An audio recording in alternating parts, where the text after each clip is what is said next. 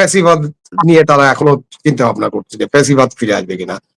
ফ্যাসিবাদের উল্টা পিঠে আছে নির্বাচন। আপনি নির্বাচন দেন না, নির্বাচন করেন, নির্বাচনের তারিখ ঘোষণা করেন, নির্বাচন একটা হোক বাংলাদেশে। এখন সেই নির্বাচনটা আপনি ইনক্লুসিভ করবেন কিনা, ইনক্লুসিভ হবে কিনা, জনগণ এটাকে ইনক্লুসিভ নির্বাচন মনে করবে কিনা, বা আমাদের যাদের সাথে আমাদের অনেক আলাপ আলোচনা, অনেক বৈঠক, অনেক ছাত্র আছে, তারা বিদেশি যারা আছেন তারা এটাকে, এই নির্বাচনটাকে স্বীকৃতি দেবেন কিনা, ইনক্লুসিভ দেবেন কিনা, এইসব নিয়ে তো আলাপ আলোচনা করতে হবে। আলাপ আলোচনা তো ওইখানেই রাখতে হবে। এখন ওই বারবার ঘুরে ফিরে ভূত দেখার মতো খালি আওয়ামী লীগ দেখলেই তো হবে না। দর্শক সালাম এবং শুভেচ্ছা রইলো। আপনাদের সাথে আমি আতিক রহমান পূর্ণিয়া, আমাদের পূর্ণিয়ার খোঁজ এবং পূর্ণিয়ার ভিউ ফেসবুক পেজ এবং ইউটিউব চ্যানেলে আপনাদেরকে স্বাগত জানাচ্ছি। আজকেও আমাদের সঙ্গে আছে আমাদের সম্মানিত অতিথি, দেশের সিনিয়র সিটিজেন এবং রাজনৈতিক বিশ্লেষক, সময়ে আলোচিত ব্যক্তিত্ব, শিক্ষাবিদ, রাজনৈতিক গবেষক, professor doctor Nazmul Hasan Kalimullah, lieutenant colonel Nazmul Hasan Kalimullah BNCC, এবং সাবেক সচিব জনাব আবু আলম মোহাম্মদ শহীদ খান। স্যার, আপনাদের দুজনকে আমি আমাদের দর্শকদের পক্ষ থেকে স্বাগত জানাচ্ছি। আমি সরাসরি আজকে টপিকে যেতে চাই। রাজনীতি প্রতি মুহূর্তে, প্রতি সপ্তাহে নতুন নতুন টপিক তৈরি করে এবং করেন মূলত দেখা যাচ্ছে এই সরকারে যারা আছেন তারাই। এখানে রাজনীতির সক্রিয় যে দলগুলো আছে, আমরা যদি বলি বিএনপি, জামাতে ইসলামী বা অন্যান্য রাজনৈতিক দল, জাতীয় পার্টি কিছুটা, তারপরেও কোথাও যেন আওয়ামী লীগের একটা উপস্থিতি, এবং এটা যারা এখন ক্ষমতায় আছেন এবং এনসিপি, তাদের মুখ দিয়ে যে আওয়ামী লীগ শেষ পর্যন্ত এসে কয়েক মাস পরে নিষিদ্ধ হলো, কার্যক্রম নিষিদ্ধ হলো, কিন্তু আওয়ামী লীগের একটা কথা যতটা না আওয়ামী লীগের কোনো অ্যাক্টিভিটিস বা সাধারণ মানুষের, তার চেয়ে যারা এখন ক্ষমতায় আছেন তাদের মধ্যে দেখা যায়। আমি একটু উল্লেখ করে দিব আপনাদেরকে, আমি আজকে ইচ্ছা করি ভূমিকাটা একটু বড় করছি। গত এক সপ্তাহে কয়েকটা ঘটনা ঘটেছে। প্রধান উপদেষ্টা সবাইকে ডেকে বলছেন যে 1 বছরের মাথায় আবার ফেসিবাদের লক্ষণ দেখা যাচ্ছে। তারপর আবার আওয়ামী লীগ নিয়ে আলোচনা, উত্তরায় যে আন্দোলন হলো মাইলস্টোনের ঘটনা নিয়ে, সেখানে উপদেষ্টারা বলছেন, এনসিপি বলছে এর মধ্যে আওয়ামী লীগ আছে। গোপালগঞ্জ নিয়ে আওয়ামী লীগ। সাজি সালাম রংপুরে বক্তৃতা দিয়ে বলছেন যে 4 কোটি মানুষ সন্তান থাকবে না যদি আওয়ামী লীগ ফিরে আসে। মানে কোথায় যেন একটা আওয়ামী লীগ দিবস রজন সারাক্ষণ একটা ঘুমে হোক, জাগ্রত অবস্থায় হোক, এই যে যারা আওয়ামী লীগকে নিষিদ্ধ করেছেন তাদের মধ্যে একটা উত্তেজনা। শেষ তো এসে আওয়ামী লীগের যে কেন্দ্রীয় অফিস, সেটাও দেখলাম কি জুলাই ফাউন্ডেশন, জুলাই স্মৃতি কিছু একটা হচ্ছে।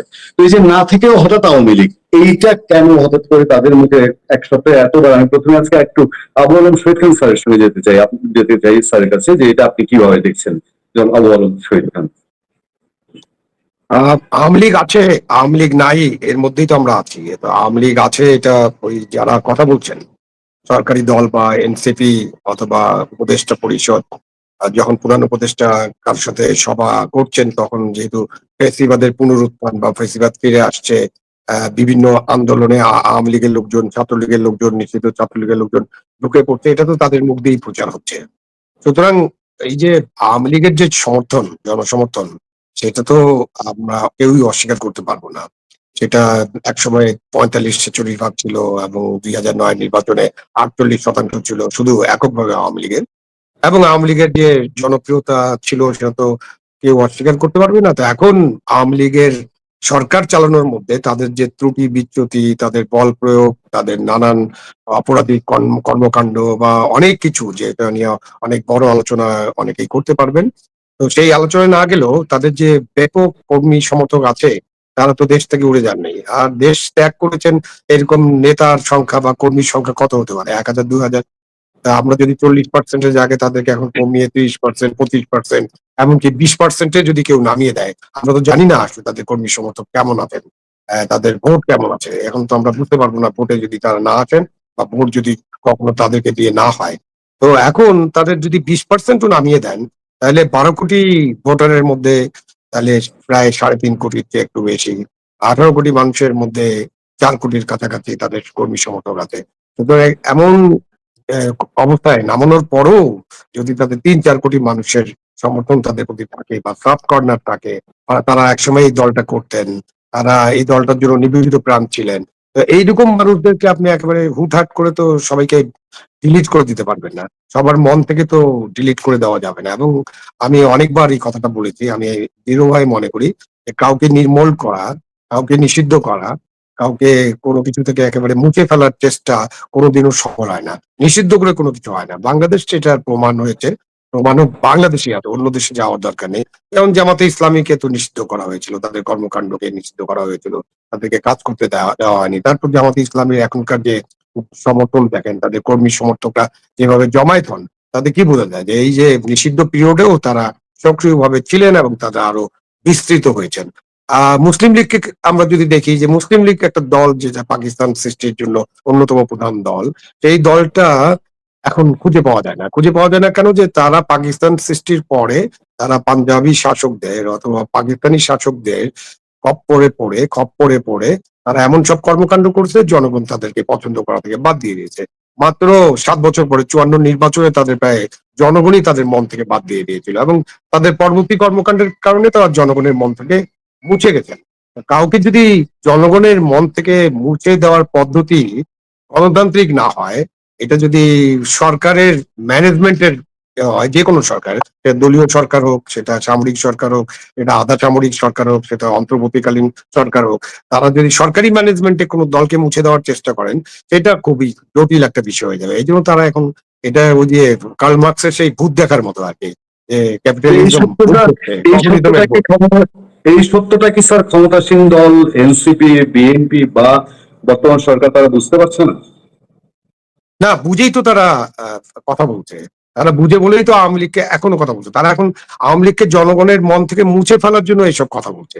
একটা দুর্ঘটনা ঘটলে তার পিছনে আওয়ামী লীগ, একটা মিছিল হলে তার পিছনে আওয়ামী লীগ, অমুক এক জায়গায় জ্বর হয়েছে সেটাও আওয়ামী লীগ। তো সবই তো আওয়ামী লীগ। তাহলে আওয়ামী লীগ ছাড়া কি দেশে কিছু নাই নাকি? আমি তো এরকম মনে করি না যে আওয়ামী লীগ এসব করছে বা করাতে পারছে। আওয়ামী লীগ যদি এই সামর্থ্য থাকতো, তাহলে তারা অনেক কিছুই করে দেখাতে পারতো এই ৯ মাসে। তারা তো কিছুই করেনি এখনো। কিছু করতে পারেনি বললে বেশি বলা হবে না। ধন্যবাদ স্যার। স্যার আমি কলিমুল্লাহ স্যারের কাছে একটু যেতে চাই। স্যার আমি একটু আপনার কাছে জানতে চাবো, আপনি গত কয়েকদিন ধরেই বলছেন, আমি গতকালকে বেশ কিছু আলোচনা আপনার কেন্দ্রিক যেটি আমরা দেখতে পাচ্ছি, সেটি আপনি বলছেন যে এই সরকারের অবস্থা ঠিক ভালো না। ইভেন আপনি তো একটা কাউন্টডাউনের কথা বলছেন।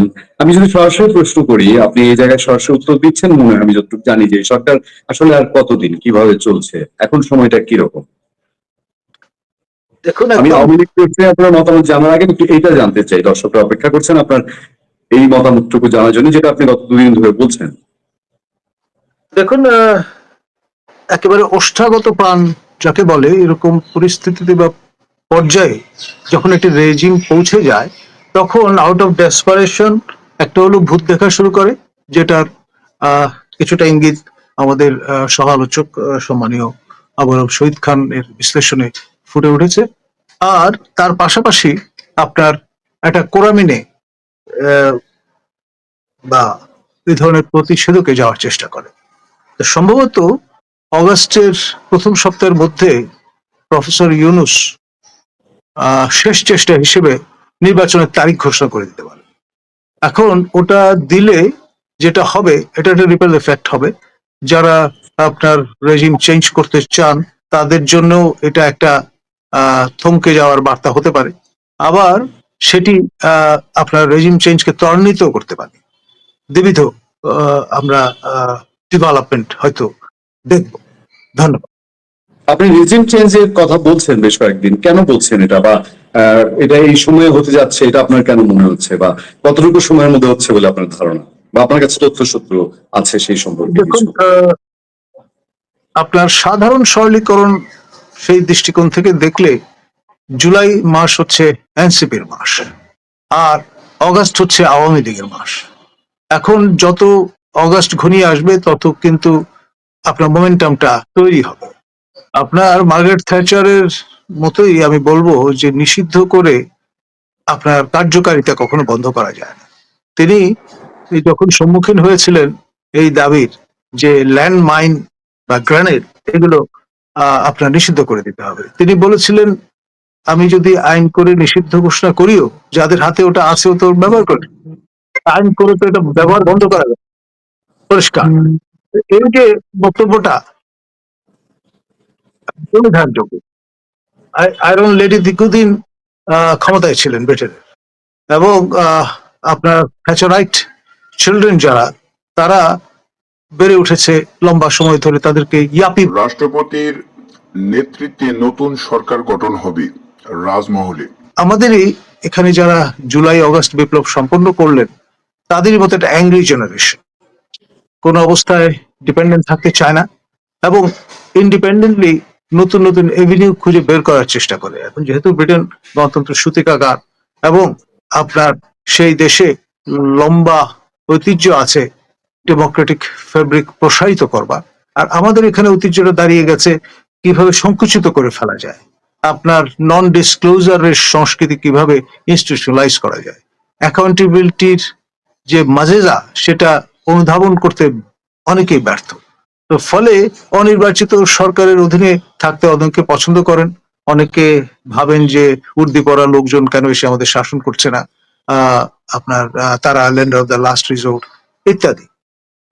এবং এইসব চিন্তার কারণে অনেক সময় মোহভঙ্গের ঘটনা ঘটে, যেমনটি গোপালগঞ্জের কারণে ঘটেছে অনেকে। আপনার এখন যে পরিস্থিতিটা, ধরুন নতুন করে বিতর্ক তৈরির চেষ্টা চলছে যে বাংলাদেশের প্রথম রাষ্ট্রপতি কে ছিলেন।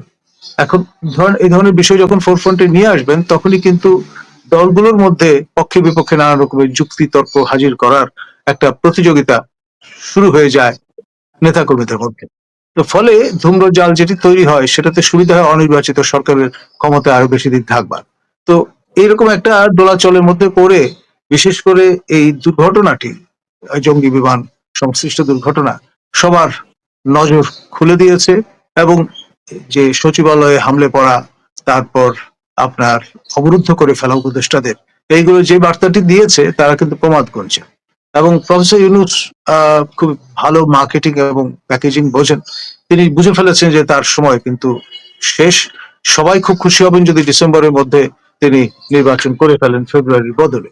তো সেটির আপনার মিল রেখে তিনি হঠাৎ করে যদি ঘোষণা দিয়ে বসেন যে না আগামী 3 মাসের মধ্যে নির্বাচন হবে, তাহলে তো সবাই ব্যস্ত হয়ে যাবে। তখন অন্তত 3 মাসের একটা গ্রেস পিরিয়ড পাওয়া যাবে। তার মধ্যে আবার যদি ধরুন একটা মিটিওর এসে আছড়ে পড়ে ঢাকা শহরের কোথাও, তখন আবার আরেকটা স্পেস পাওয়া যাবে সেটা ইমার্জেন্সি ঘোষণা করে অন্য খাতে নিয়ে যাওয়া। আর যেখানে বাজারে কথাটি চাউর হয়ে গেছে যে মহামান্য রাষ্ট্রপতির নেতৃত্বে একটা ইমার্জেন্সি গভর্নমেন্ট তৈরি হতে চলেছে, সেখানে প্রফেসর ইউনূসের হয়তো খানা থাকবে না। তো সেই বিষয়টাও এক ধরনের হৃদকম্প তৈরি করে দিয়েছে যারা এই শোটা ম্যানিং করছেন তাদের মনে। ধন্যবাদ। তাহলে কি স্যার এই বিষয়টার উপরে জোর দিয়ে আপনি মনে করছেন যে আগামী মাসে এই গভর্নমেন্ট চেঞ্জ হয়ে যাচ্ছে? ইদার ওর হয় ওই যে বার্তা একটা দিয়ে দেবেন, সবাইকে ব্যস্ত করে দেবেন যে নির্বাচন অত তারিখে, যাদের সঙ্গে কনসাল্ট করছেন এই যে 4 দল 13 দল, তারা সেটা নিয়ে ব্যস্ত হয়ে যাবেন। ইতিমধ্যে আপনি জানেন যে ভিপি নূরের দলের মধ্যে রীতিমতো বর্ষা হয়ে গেছে, যে যখন তারা ক্যান্ডিডেচার নিয়ে কথাবার্তা শুরু করেছেন তখন দল প্রায় 2 ভাগ হয়, এরকম একটা অবস্থা। তো সব দলেরই কম বেশি এরকম একটা পরিস্থিতি তৈরি হবে। এখন প্রতিটি আসনে 4-5 জন করে অ্যাসপায়ারেন্ট আছেন প্রতিটি দলে, যারা এখন প্রকাশ্য রাজনীতি করছেন। আর একজনের যারা জি যাদের কার্যক্রম বন্ধ আছে তারাও তো বসে নেই। তারা তাদের মতো করে প্রথমত চেষ্টা করবেন যেই কায়দায় 2014-তে আমরা দেখেছি নির্বাচন প্রতিহত করবার একটা চেষ্টা, সেটা হতে পারে। আবার হতে পারে যে ঘোষণা দিয়ে যে আমরা নির্বাচন অংশগ্রহণ করব না। এখন কোনো না কোনো ফর্মে আপনি যদি আওয়ামী লীগকে নিয়ে না আসেন তাহলে ইনক্লুসিভ হয়েছে নির্বাচন, এটা বলা যাবে না। তার ফলে ব্যাপারটি দাঁড়াবে 14-র মতো, আপনার অর্ধাংশ জনগোষ্ঠীর তারা শরিক নন। সেটা তো পোলকে পাবে না আন্তর্জাতিক সম্প্রদায়ের কাছে, এটা পরিষ্কার। স্যার আমি এই বিষয়ে এখন এই পর্যায়ে একজনের একটা বক্তব্য আপনাদের সামনে তুলে ধরবো। তিনি হচ্ছেন ফরহাদ মজার। উনি যখন ইনসাফ কায়েম কমিটি করলেন তখন থেকে খুব গভীরভাবে ওনাকে আমরা পর্যবেক্ষণ করেছি ফিল্ডের সাংবাদিক হিসেবে। উনি গত পরশু একটা বক্তব্য রেখেছেন যে নির্বাচন যদি হয়, নির্বাচনের মাধ্যমে আবার কোনো কালো শক্তি ও শুভ শক্তি এই দেশে জেকে বসবে। নির্বাচন দেওয়ার মানেই হচ্ছে এটা। কেন আমি ওনার কথা এখানে কোট করছি সেটা আপনারা ভালোই জানেন যে গভর্নমেন্ট বা আওয়ামী লীগ গভর্নমেন্টের চেঞ্জের ব্যাপারে তার ভূমিকা আমাদের চেয়ে আপনাদের ভালো জানা আছে। হঠাৎ করে ওনার, এবং যেহেতু ওনার ওয়াইফ এই গভর্নমেন্টে আছেন, ওনার এই বক্তব্যের মাঝে যা কি, আমি 1 মিনিটে একটু প্রফেসর নাজমুল হাসান করিমুল্লাহ স্যারের কাছ থেকে শুনে আমি এই দুটো ইস্যুতে আবার একটু আবুল ফরিদ খান স্যারের কাছে যে sir, professor lieutenant colonel Nazmul Hasan Karimullah sir, এই হঠাৎ করে এই কথার মাঝে যাটা কি? দেখুন, কমরেড ফরহাদ মজার একজন চিন্তক, আমি বলবো রাষ্ট্রচিন্তক। তার আহ্বানে সাড়া দিয়ে আমি এবং লেফটেন্যান্ট জেনারেল সোহরাওয়ার্দী আমরা কিন্তু সেই জাতীয় ইনসাফ কমিটির বৈঠকে সমবেত হয়েছিলাম বনানীর শেরাটন বলে পরিচিত 5 তারকা হোটেলে। আমি ছিলাম তো সেখানটায়। সেখানে আমাদের সতীর্থ আপনার আহ, আমাদের বিএনপির তৎকালীন ভাইস চেয়ার শওকত তিনি মাহমুদ। শওকত মাহমুদ তিনি সচিবিক দায়িত্ব পালন করছিলেন এবং সেখানে সক্রিয়ভাবে উপস্থিত ছিলেন। অনেকেই আমাদের মতো আকৃষ্ট হয়ে গিয়েছিলেন, আমি গিয়েছিলাম পর্যবেক্ষক হিসেবে, যে ব্যাপারটা কোন দিকে যাচ্ছে, কি শেপ নিচ্ছে সেটা দেখবার জন্য। এবং তার সঙ্গে ইন্টারাকশন আমাদের বহুদিন, একেবারে সেই 80-র দশক থেকে, এবং যোগাযোগটা এখনো আছে। তো তিনি কিন্তু আপনার খুব একটি সন্তোষজনক একটা পরিস্থিতিতে এই সরকার আছে সে তেমনটি মনে করেন। বিশেষ করে সাম্প্রতিক যে ঘটনাবলী সেটি তাকে আরো বেশি চিন্তা ক্লিষ্ট করেছে। তো ফলে তিনি কিন্তু স্পিকিং হিজ মাইন্ড, এবং বর্তমান যে সরকারটা ক্ষমতায় এসছে সেই সরকারকে ক্ষমতায় আনবার ক্ষেত্রে তার গুরুত্বপূর্ণ নিয়ামক ভূমিকা আছে, এবং সরকার যদি বিদায় হয়ে যায় সেখানেও কিন্তু তার গুরুত্বপূর্ণ ভূমিকা থাকবে, তাত্ত্বিক বিবেচনায় সেটা মনে করি। ধন্যবাদ। ধন্যবাদ professor Kalimullah, lieutenant Kalimullah sir আপনাকে। স্যার আমি আবারও আবুল শহীদ খান স্যারের কাছে যাচ্ছি। স্যার আমি ফারাদ মাজার স্যারের এই বক্তব্যটাই সাহেবের এই বক্তব্যটাই আমি আপনার সামনে তুলে ধরবো। এর মধ্যে কি অন্য কোনো ইঙ্গিত বহন করে, যেটা কলিমুল্লাহ স্যার বলছেন যে ডিসেম্বরটা হয়তো তাদের মাস নাও হতে পারে, আপনি কি মনে করছেন? ফরহাদ মাজার সাহেব নির্বাচনে বিশ্বাস করেন কিনা এরকম একটা তাত্ত্বিক প্রশ্ন করাই যেতে পারে। কেন, ফরহাদ মাজার সাহেবের যে রাজনীতি, যে বাম রাজনীতি, বাম ঘরানার রাজনীতি করতেন, তারা তো বিপ্লব করে শ্রেণী সংগ্রাম করে একসময় ক্ষমতা দখল করে তারপরে সমাজতন্ত্র প্রতিষ্ঠা করা অথবা কমিউনিজম প্রতিষ্ঠা করা, এটা হলো তার রাজনৈতিক লক্ষ্য, আদর্শ, উদ্দেশ্য ছিল এক সময়, যতদিন ধরে তাকে চিনি আর কি। এর মধ্যে উনি ওই যে ইনসাফ কমিটি এসব কি কি করলেন, মাঝখানে অনেক বিষয় নিয়ে উনি চিন্তা করেন, অনেক কথা বলেন, অনেক বক্তব্য রাখেন। তো ফরহাদ মাজার তো তার স্কুল অফ থটেই আছেন, কেন ওনারা তো নির্বাচনে বিশ্বাস করেন না। কিন্তু এই সারা পৃথিবী জুড়ে মানুষ এখন গণতন্ত্রে বিশ্বাস করে, গণতন্ত্র চায়, এবং এই কমিউনিস্ট দেশগুলোতে, পুতিনের দেশেও একটা কথিত নির্বাচনও করতে হয় পুতিনকে ক্ষমতায় থাকার জন্য। আরো অনেক স্বৈরাচারী মানুষ আছে যারা নির্বাচন করে করে ক্ষমতায় থাকেন, মানে নির্বাচন একটা জিনিস হয়ে গেছে যেটা মানুষ একসেপ্ট করে নিয়েছে। তো বাংলাদেশ তো প্রথম থেকেই এই আমাদের যদি পাক ভারত উপমহাদেশে আমরা কমিউনিজমের হিস্ট্রি যদি আলোচনা করি, আমরা কখনোই কমিউনিস্টদেরকে দেখিনি যে তারা বড় কিছু একটা করেছেন, কোনো বিপ্লব করে ফেলতে পেরেছেন। হ্যাঁ, আমরা নকশালবাড়ি মুভমেন্ট দেখছি, আমরা অন্যান্য মুভমেন্ট দেখছি, আমাদের দেশেও আমরা অনেক মুভমেন্ট দেখছি। তো এই মুভমেন্ট গুলো হয়েছে এবং ছোটখাটো জায়গায় হয়েছে, কিছু জায়গায় স্পার্ক করেছে, বাট একেবারে দেশীয় রাজনীতিতে জাতীয় পর্যায়ে আহ প্রভাব ফেলার মতো আন্দোলন তারা কখনো করেননি, এবং ক্ষমতার কাছাকাছি কখনো তারা আসতে পারেননি। দু একবার বিপ্লবের চেষ্টা হয়েছে, সেটা আলাদা জিনিস। 7ই নভেম্বরে একটা বিপ্লব করার চেষ্টা করেছিল জাতীয় সমাজতান্ত্রিক দল, গণবাহিনী, ওদের বিপ্লবী সেনাবাহিনী এবং জিয়াউর রহমানকে সাথে নিয়ে। আমরা জানি যে এগুলোর পরিণতি কি হয়েছে। তো ফাইনালি বাংলাদেশের জনগণ কিন্তু তাদের প্রতিনিধি নির্বাচনে বিশ্বাস করে, বাংলাদেশের জনগণ ভোট দিতে চায়, নির্বাচনের মধ্যে দিয়ে সরকার পরিবর্তন বিশ্বাস করে। এখন নির্বাচনের মধ্যে দিয়ে সরকার পরিবর্তন সবসময় ভালো ফল বয়ে আনছে, এটা তো দাবি করার কোনো কারণ নেই। বাট আপনার স্বৈরাচারের পতনের পরে, যদি এরশাদকে কেউ স্বৈরাচার মনে করেন এখনো, তার পতনের পরে আপনার দুটো নির্বাচন কিন্তু ভালো হয়েছিল, এবং দুটো নির্বাচনে যারা নির্বাচিত হয়েছিলেন, বেগম খালেদা জিয়া এবং শেখ হাসিনা, সেই সময় 10 বছর কিন্তু সরকার ভালোভাবে চলেছে এবং আরো ভালোভাবে চলতে পারতো ভবিষ্যতে। 2001 থেকে আমরা এটার মধ্যে কিছুটা খটকা দেখি, এবং তারপরে ওই যে বিচার, যিনি তত্ত্বাবধায়ক সরকারের প্রধান হবেন তার বিচারপতির বয়স বাড়ানো, পরবর্তীতে শেখ হাসিনা সরকার তো তত্ত্বাবধায়ক সরকার ব্যবস্থাটাই বাতিল করে দিলেন। সব মিলিয়ে আবার আমরা ফিরে যাচ্ছি যে না, আমরা ভালো গণতন্ত্রের মধ্যে, ভালো নির্বাচনের মধ্যে থাকতে পারলাম না। এখন ভালো নির্বাচনের মধ্যে থাকতে পারিনি, এর কারণে এইরকম যদি বলা হয় যে নির্বাচন হলেই তো আমরা আবার ফ্যাসিবাদী জায়গায় চলে যাব, তা আমরা এখন কোন জায়গায় আছি? ফরহাদ মাজার সাহেব এটা স্পষ্ট করলেই পারেন যে আমরা এখন ভালো ব্যবস্থা আছে কিনা। যদি নির্বাচনের চেয়ে ভালো ব্যবস্থা এটা হয়, তাহলে তো ডক্টর ইউনূসের সরকারকে সকলে মিলে, মানে একটা ফ্যাসিবাদী সরকার যারা পালিয়ে গেছে তারা হয়তো সমর্থন করবে না, তাহলে তো বিএনপি, জামাত, অমুক তমুক যারা আছে, যত দল আছে, সবাই মিলে বলা উচিত না না না, নির্বাচনে কোনো দরকার নেই, আমরা, আপনি থাকেন, আপনি ভালো চালাচ্ছেন এবং আপনার বিকল্প নাই, নির্বাচন কোনো বিকল্প না। ফরহাদ মাজার সাহেবের এই যে রাষ্ট্রচিন্তক হিসেবে তার এই বাণী অথবা তার এই মতামত, এটা তো লোকজন গ্রহণ করবে, মানে রাজনৈতিক দলগুলো গ্রহণ করবে না, করছে না। তারা সবাই নির্বাচন চায়, এক একজন এক একজনের সুবিধা মতো সময় নির্বাচনটা চায়। বাট সেই নির্বাচনটাও কিন্তু ডিসেম্বর, ফেব্রুয়ারি এপ্রিল এবং জুনের মধ্যেই চায় এবং এইটার মধ্যেই করতে হবে। এটা না করলে দেশ আরো অনেক বড় বড় সংকটে নিপতিত হবে। অনেক অনেক ধন্যবাদ আবুল শহীদ খান স্যার আপনাকে, এবং প্রফেসর নাজমুল হাসান করিমুল্লাহ স্যার আপনাকে অনেক ধন্যবাদ। আমাদের দর্শকরা অনেক বেশি মিস করেন আপনাদের দুজনকেই, আমরা খুব ভালো ফিল করি, আমরা কমেন্টে দেখতে পাই, এবং আবারও আপনাদেরকে সালাম এবং শুভেচ্ছা জানাচ্ছি, এবং আগামীতে আবারও নিশ্চয়ই আমরা সাম্প্রতিক বিষয়গুলো কোন দিকে গড়ায় তার উপরে চোখ রেখে আবারও আলোচনায় মিলিত হব। ভালো থাকবেন, সুস্থ থাকবেন।